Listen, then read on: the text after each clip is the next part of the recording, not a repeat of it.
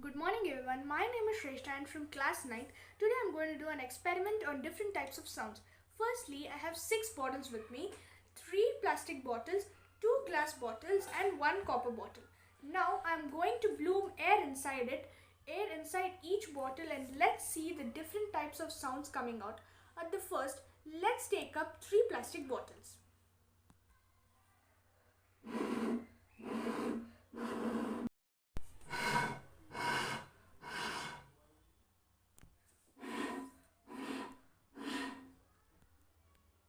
As you saw, those 3 bottles were of same material, but the only difference was the sound. Okay, let's go forward to the glass bottle and the copper bottle.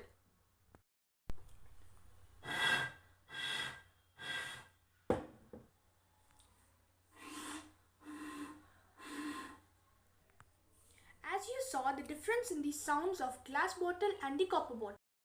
At last, there is only one glass jar remaining, and which is filled with full of water and a straw in it. Now let's hear the sound out of it.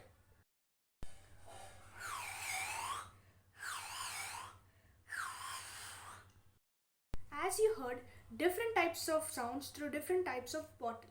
Thank you.